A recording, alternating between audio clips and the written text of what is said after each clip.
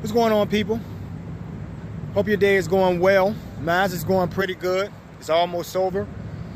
And I'm not going to do too much more for the rest of the day. Just going to relax.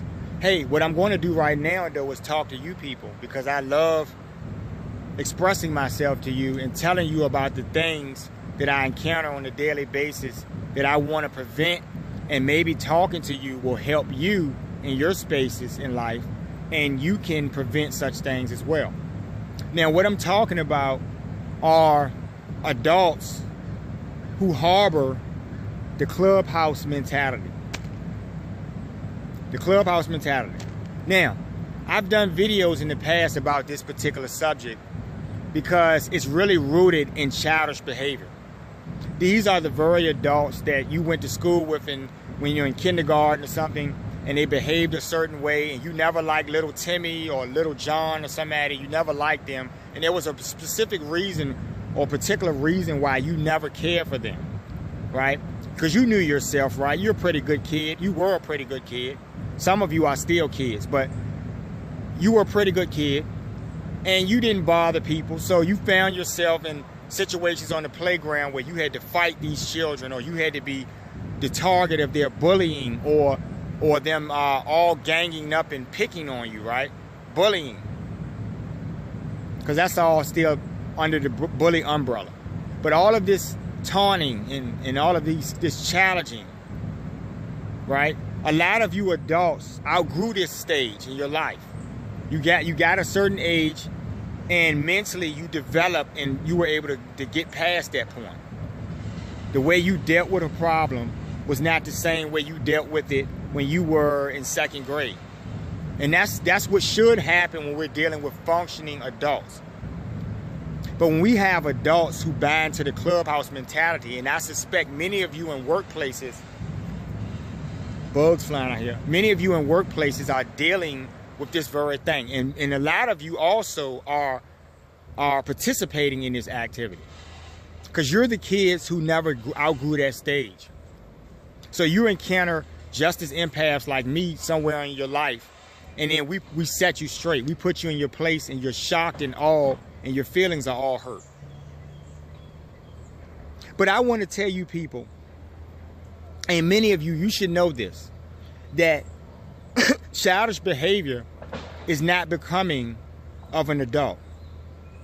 Acting like a fucking 7-year-old does not work well when you're 40 years old.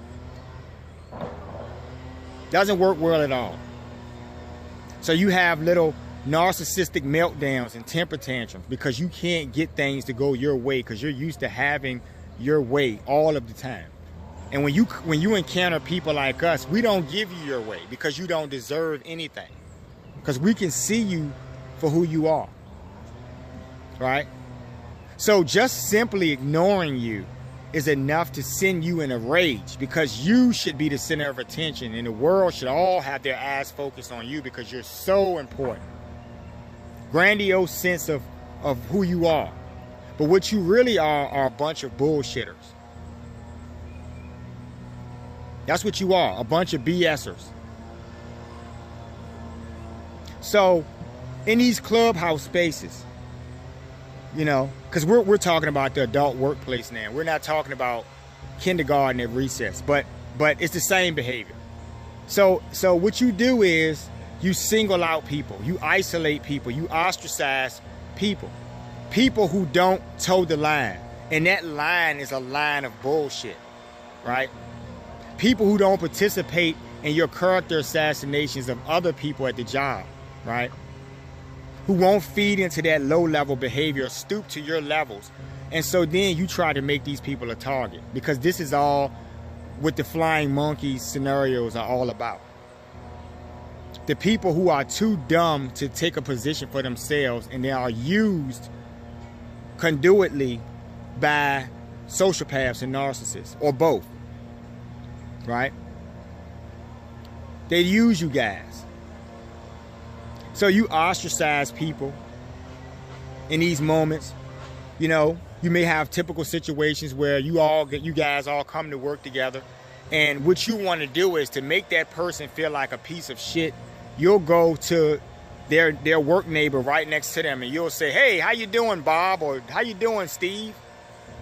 And you'll completely ignore the person that they're standing right next to, because that is the person who's a target. Now, Bob and Steve, they're mush heads. They'll go along with anything. You can say, hey, let's jump the cliff. They'll say, yeah, let's do it. They're not going to question anything you ask of them, even when it makes no sense, even when you're not in a position of superiority or they're not your subordinate at work. But they'll run along because mentally they look at you as someone they need to follow. Now, the scary thing about that is most of these people who are being followed, a lot of them are fucking stupid. Everything they think in their heads, because they're narcissists, everything that they think is irrational and illogical. Now, if they have a team of people running behind them, right? What am I supposed to think about you people? What is any one of us supposed to think? Now, I recommend you people to keep a pair of scissors in your pocket for these proverbial flying monkeys at your workplace.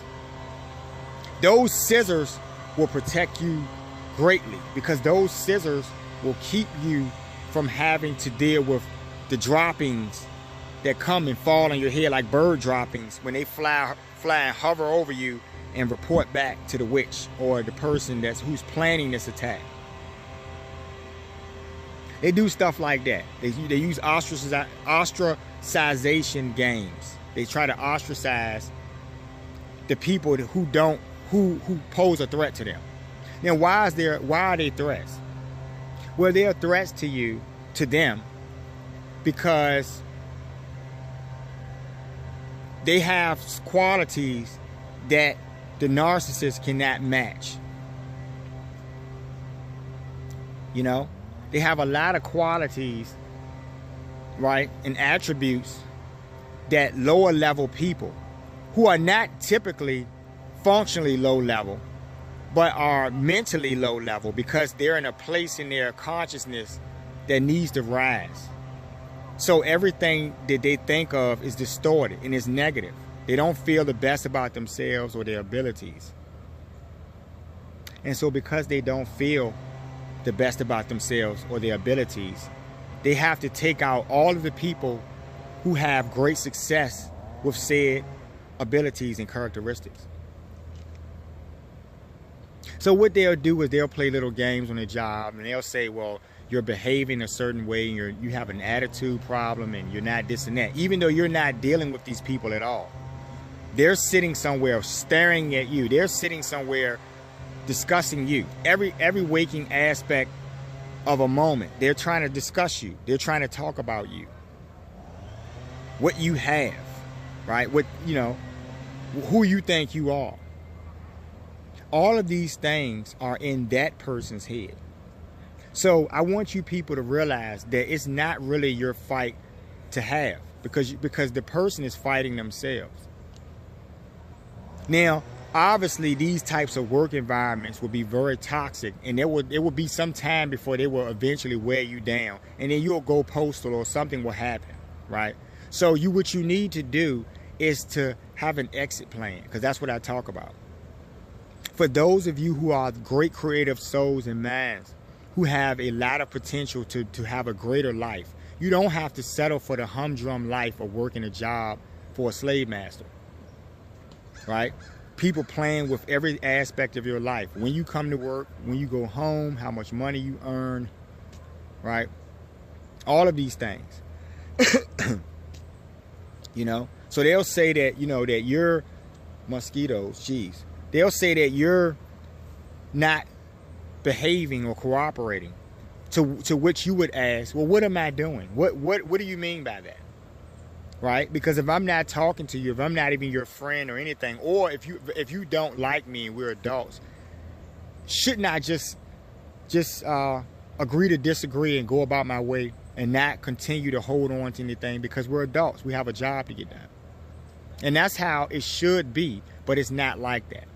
So every chance they get, they'll try to sabotage you. You could be doing any type of job. If you're in IT, they'll be trying to fucking screw up the software or something, so it can look like you did it. If you work in construction, They'll be fucking rigging the tools. They'll do whatever they got to do to make you look like you're incompetent so they can feel better about themselves. Right? Who wants to work every day with people, with such people? And that's why I'm talking to you people today, because it's important for you to think about what you want to do with the rest of your life. Right? You're always going to be dealing with a toxic person. 1 in 5 are going to be toxic. Right?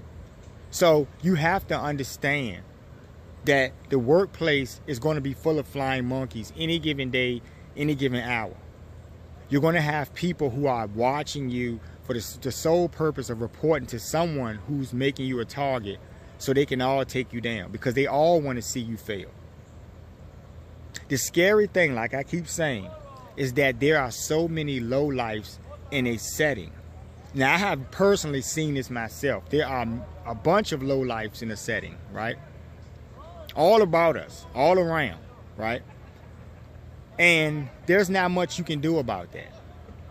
But you can change your life and what's going on in your head, right?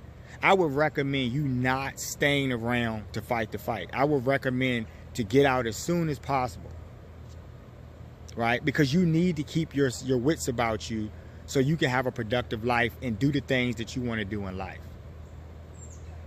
So these games that are played on people at the job are played by lowlifes who are throwing temper tantrums, right? He doesn't talk to us. He doesn't do this to us, right? You don't share your toys with them.